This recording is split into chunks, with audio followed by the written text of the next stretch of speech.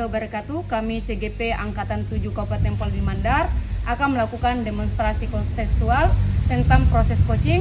Saya Nur Iji Malasari, dan di samping kanan saya Nirwana SPD, dan di samping kiri saya Marni SPD. Saksikan proses coaching tersebut dan ambil hikmahnya. Assalamualaikum Ibu Wana. Waalaikumsalam Ibu Iya. Isma. Silakan duduk Ibu. Apa nih? Sepertinya ada sesuatu yang akan Ibu sampaikan ke saya atau bagaimana? Ya Bu, saya ingin minta kesediaan Ibu. Saya kan nanti ada proses coachingnya Bu. iya. Saya berlaku sebagai coach nantinya, dan saya butuh seorang pengamat Ibu. Apakah Ibu bersedia menjadi pengamat saya nanti? Insya Allah. Tapi kapan itu Ibu proses coachingnya? Sebentar sore Bu. Oh iya. Iya. Kebetulan saya tidak ada kegiatan. Iya. Kemudian Ibu, yang saya ingin tahu, pada saat saya menjadi pengamat, apa yang saya amati Ibu itu? Yang Ibu nanti amati, yang pertama adalah kehadiran penuh dari saya sebagai seorang coach. Yang kedua, bagaimana saya bisa mendengarkan aktif dari coach saya sendiri. Lalu yang ketiga, bagaimana pertanyaan-pertanyaan berbobot yang saya keluarkan untuk memancing seorang coach itu berkomunikasi dengan baik dengan saya. Oh, seperti itu. Iya. Jadi selama proses mengamati itu, yang harus saya amati adalah kehadiran penuh Ibu pada saat melakukan proses Iya, coaching. Kemudian bagaimana pertanyaan-pertanyaan yang Ibu ajukan kepada teman Ibu itu, artinya mengeluarkan pertanyaan-pertanyaan yang berbobot. Iya. Kemudian saya memperhatikan Ibu sebagai pendengar aktif. Iya, benar. Oh iya, baiklah Ibu. Insya Allah saya akan mengamati Ibu sebentar sore, karena kebetulan saya punya waktu. Saya tunggu ya Bu di sekolah. Iya. Iya. Terima kasih. Iya, sama-sama Ibu. Assalamualaikum. Waalaikumsalam. Apa kabar Bu Marni? Alhamdulillah baik. Silakan Bu, duduk. boleh saya duduk di sini? Iya, boleh. Silakan duduk. Bu Ijma, apa hari ini Ibu ada waktu? Iya, insya Allah ada yang bisa saya bantu dek. Ada sesuatu yang ingin saya ceritakan sebenarnya, kalau tidak mengganggu. Iya, boleh. Saya punya waktu 15 menit ini untuk bincang-bincang dengan kita. Apa yang bisa saya lakukan? Oke. Saya ingin menceritakan sesuatu perasaan saya Bu, sama Ibu. Kalau misalnya siapa tahu Ibu bisa membantu saya mengatasi kegalauan saya ini. Bisa adik jelaskan tentang masalah yang dihadapi? Seperti ini. Saat ini saya merasa diperlakukan tidak adil oleh kepala sekolah. Seperti itu ya. Ya. Nah, untuk perbincangan pada hari ini, apa yang ingin adik capai ke depannya? Ya, yang ingin saya harapkan dari percakapan kita kali ini, semoga dengan percakapan kita ini kita bisa menyelesaikan tentang keresahan tentang ketidakadilan yang saya rasakan, seperti itu. Seperti itu. Baik, bisa adik jelasin ketidakadilan apa yang adik rasakan di sekolah? Ya, seperti ini ceritanya. Beberapa akhir ini banyak kegiatan di sekolah yang dilaksanakan. Sebelumnya itu saya ingin memberitahukan bahwa di sekolah ini saya selalu diperbantukan sebagai panitia pelaksana kegiatan program-program sekolah. Misalnya kegiatan praktek kegiatan siswa, kegiatan panitia ujian.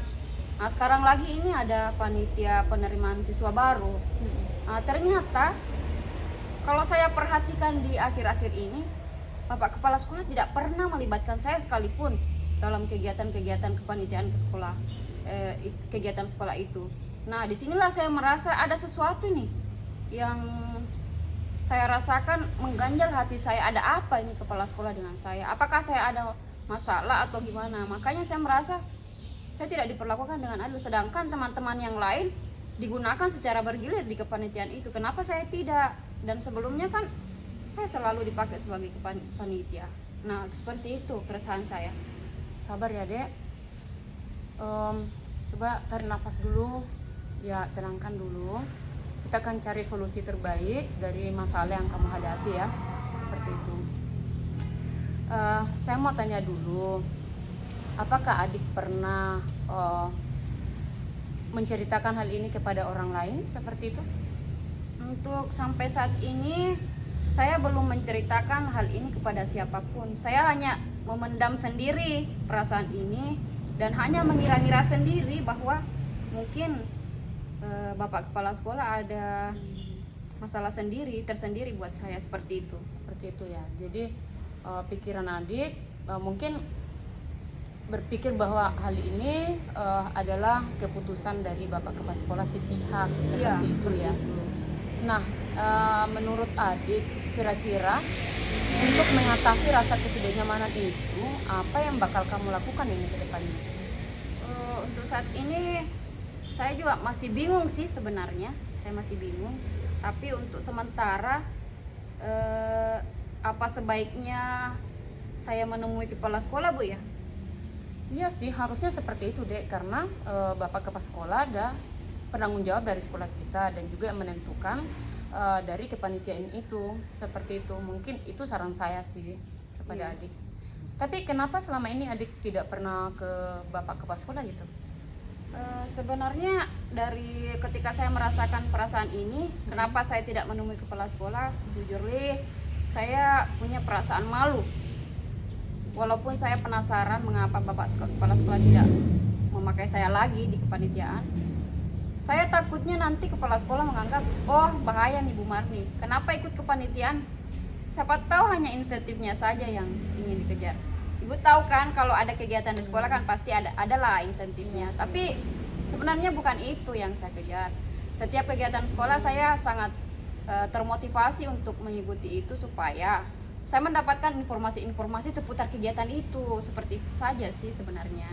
Jadi adik itu lebih ingin terlibat dalam kegiatan di sekolahan, tapi merasa malu ya untuk sampai membicarakan hal ini kepada Bapak Kepala Sekolah. Betul sekali. Tapi saran saya sih mungkin ya baiknya adik itu mengkonfirmasi di Bapak Kepala Sekolah kenapa sih bisa kejadiannya seperti ini.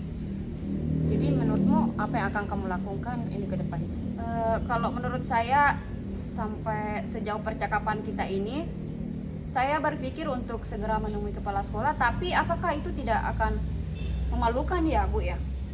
Saya rasa enggak, Dedek. Soalnya apa ya, hal yang belum dilakukan itu kita tidak bisa memberikan harga negatif kepada hal yang mungkin siapa tahu saja ada hal dari Bapak Kepala Sekolah sendiri yang pertimbangannya buat adik kenapa sampai tidak memasukkan sebagai panitia. Kira-kira menurut adik apa sih itu sehingga tidak, apakah ada kesibukan selama ini atau apa yang bisa menjadi poin penting dari Bapak Kepala Sekolah sehingga tidak memasukkan sebagai panitia? Kalau saya pikir-pikir, saya refleksi ke belakang, sepertinya akhir-akhir ini saya juga memang lagi sibuk sih.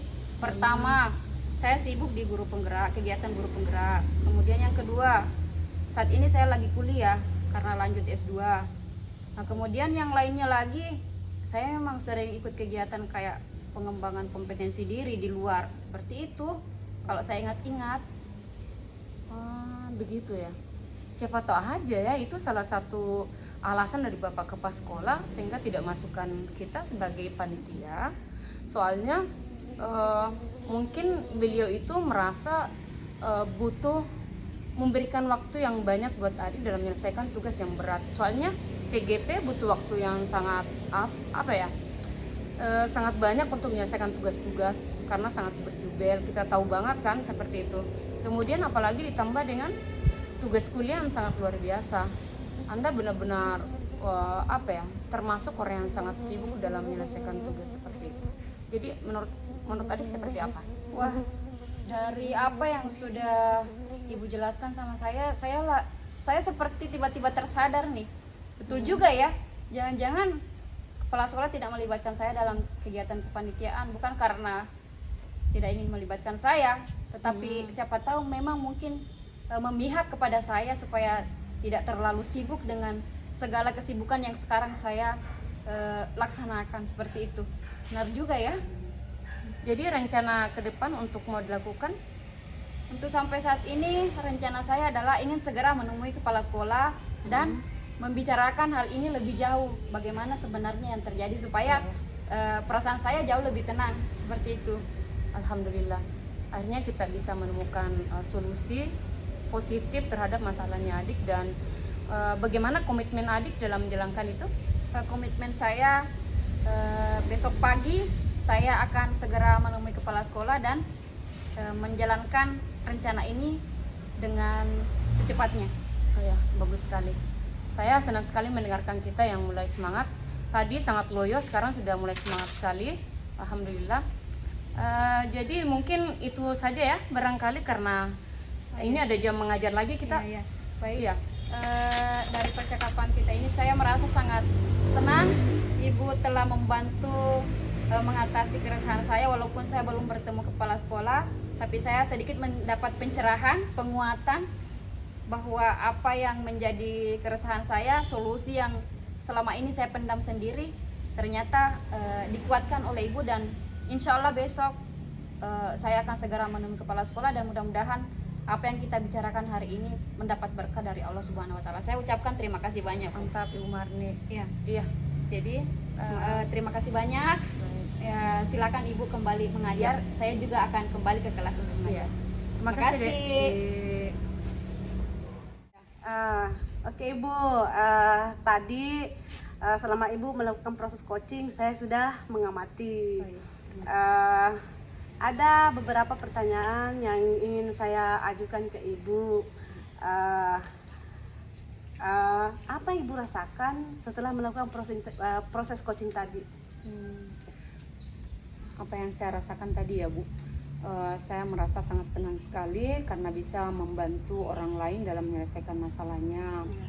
Kemudian yang kedua bahwa saya bersyukur karena menjadi tempatnya orang untuk mencari solusi atas permasalahan tersebut. Karena saya yakin nggak semua orang bisa ditempati untuk bercerita. Berarti ada rasa percaya dari coach saya terhadap diri saya pribadi Ibu.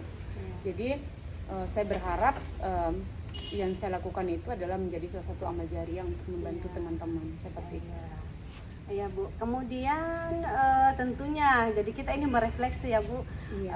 Tentunya selama proses coaching itu Ibu merasakan sendiri kan ada perubahan atau bagaimana? Apa yang sudah berkembang dari proses coaching yang Ibu lakukan tadi? Hal yang berkembang dari proses coaching tadi ini adalah salah satunya itu bagaimana present saya, kehadiran saya terhadap permasalahan yang diangkat oleh teman saya. Karena hal yang paling penting ketika bertemu dengan orang lain itu adalah bagaimana memposisikan diri seperti apabila kita memiliki masalah seperti itu. Jadi kita harus benar-benar menjadi orang yang fokus terhadap permasalahan teman itu. Jadi saya tadi merasa saya sangat fokus terhadap masalah yang diajukan oleh adik saya Ibu Marni. Kemudian yang kedua, saya bisa mendengarkan aktif sepanjang proses coaching tadi dari masalah tersebut. Dan terlihat mungkin Ibu melihat saya mengangguk-angguk barangkali, terus memberikan ekspresi yang jelas sesuai dengan masalah yang diberikan seperti itu. Kemudian yang ketiga, yang paling penting adalah kita sadar pada situasi di lingkungan ini sekarang dan menghindari hal-hal yang bisa membuat kondisi itu ribut seperti itu. Jadi mungkin itu ya Bu. Baiklah Ibu. Kemudian dari proses coaching tadi, apakah ada yang perlu diperbaiki ke depannya Ibu?